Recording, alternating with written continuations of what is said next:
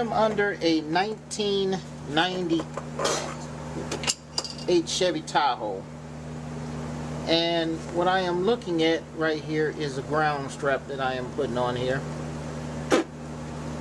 Now, what I saw here was this ground here strap was corroded and it wasn't on the transmission. And a lot of people, when they see something like this, they just throw it to the side and don't pay attention to it, and reinstall the transmission. But there has been times where if there was not a good ground, then it would ground itself through the bushing of the transmission, and then you have a leak, you have problems there. So whenever you see that you have a broken ground strap, if the body ground strap goes to the transmission, do not be lazy and let it stay that way. Buy you a ground strap, which this is a brand new one here that I'm putting on right now. And what you have to do is find a place to put it on the transmission. Now in this instance, see here, I'm connecting it to this bolt here. So I took this nut off, put the ground strap here, and tighten this nut back up. Okay, then what you do, you find a spot on the frame. If you do not see a spot on the frame that has a hole, then you will have to take you a drill, which is what I did here. I took a drill and let's see if I can get you to see this good. I drilled a hole. Where is that hole? Right there with the drill. Okay, now you have to make sure you have a good bolt. The bolt has to match the size. So what I have is a machine bolt here. This cuts threads in there, so I have it should be just at the right size, you know, where it will be snug when I go to tighten it up. Fell off. So what I'm gonna do here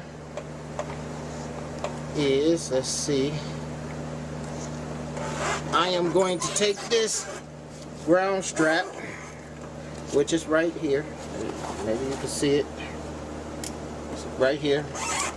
I'm looping it over the transmission lines, and I'm going to set it right here. Okay, now this is long. This is a long strap. I could have gotten a shorter one. Only thing you have to do is tie it together. I'll show you that after I've done. So what I'm gonna do right now is, since this is tight, I'm going to put this in right here. It's hard for me to hold the camera, so I'm gonna have to show you after I do it. See, maybe I could set the camera some type of way. Okay, I'm going to scrape this down to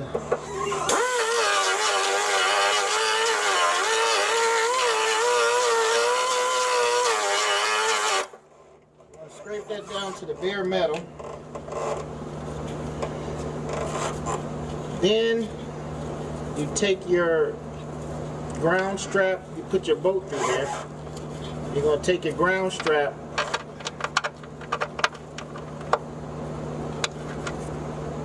see, it's like that, and you're going to tighten the ground strap. See what size bolt that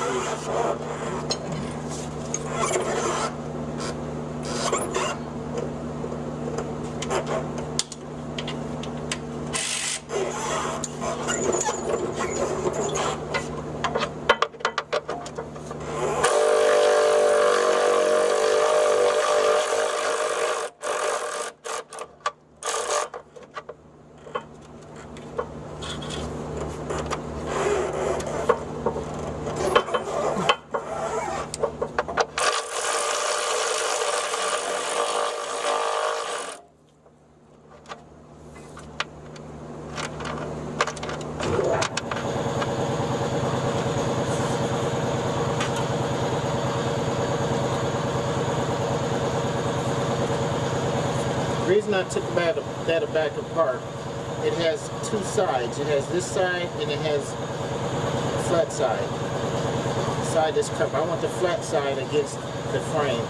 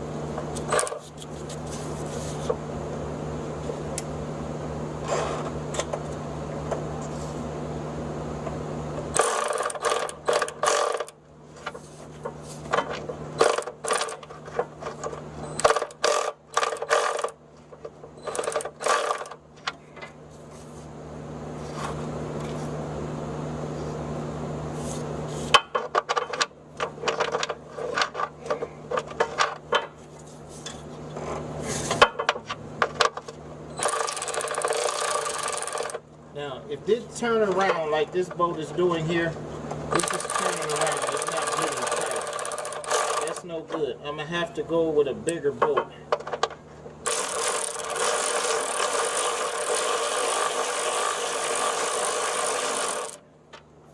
I have to get a bigger boat. You want that to be snug. Let me get a bigger boat and see if I can snug that up. Here's a much bigger one. Let's see what happens here. I can get that one to go. Yeah, it's real big. Let's see.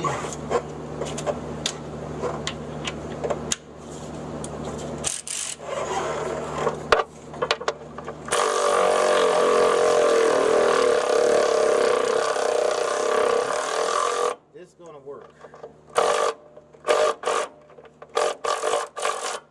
Now, what you don't want to do, I have this air ratchet here. You don't want to let that air ratchet over tighten it or you'll be back to square one. Let's see.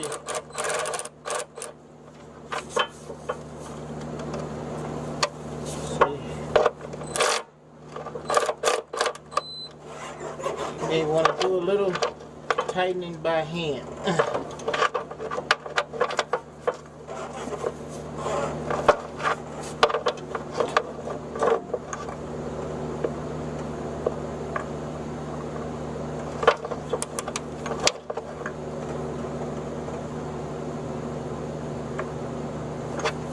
That is tight right there. That is tight. Now, what you do, this is kind of long, I'll show you later. Now, what else I do to make sure that this decides not to back out, I take some epoxy like Seal-All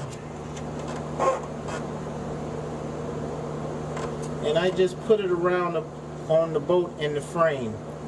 And when this gets hard, it's going to help it not to back off ever. Okay.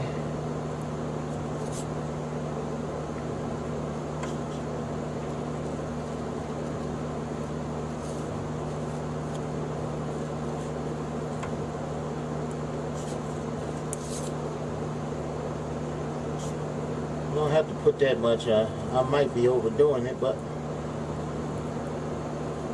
all right.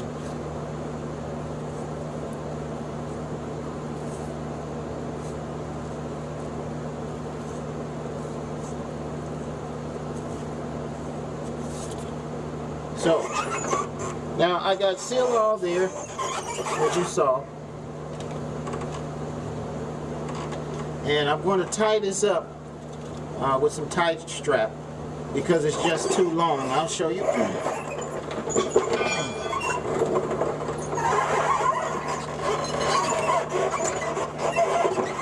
Okay, move this up here.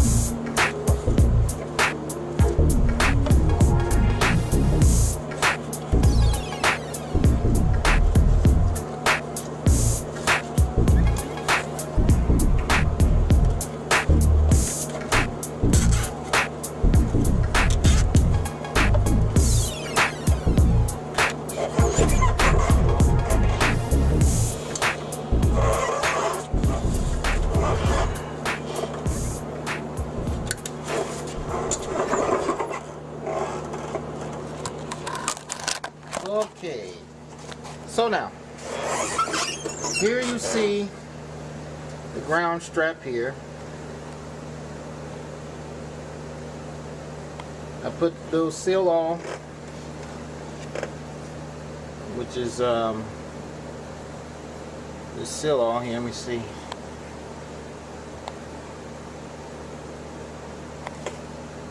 So I put a little seal on. This is gas and oil resistant epoxy there. When it gets hard, I put it around here, around the edge, the outside of the bolt and on the frame. That'll stop it from backing out if it decided it wanted to do that. It is running from the frame to the transmission, right there, to this bolt on the transmission. And I have it, because it's so long, I have it tied up to the harness right here. Okay? Now, so you got the ground strap, but you're not finished. Now you have to make sure that it's working, because what if there is no ground from the battery going to the frame? You did this part, so what you got to do, you have to take a test light from the battery positive and touch the ground. And if the test light lights up, then you know that you have a good ground. If the test light does not light up, or test light doesn't light, when you touch this ground cable, then that frame is not grounded. Okay? Then you're going to have to run a ground from the battery to the frame. Alright, I got my test light.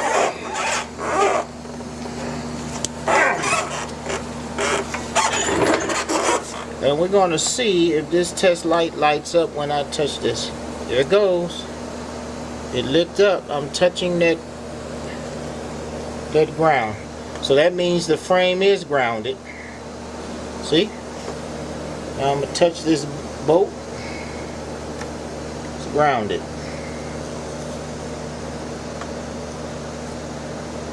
It's grounded. Alright. So it's getting its ground. That's what you want.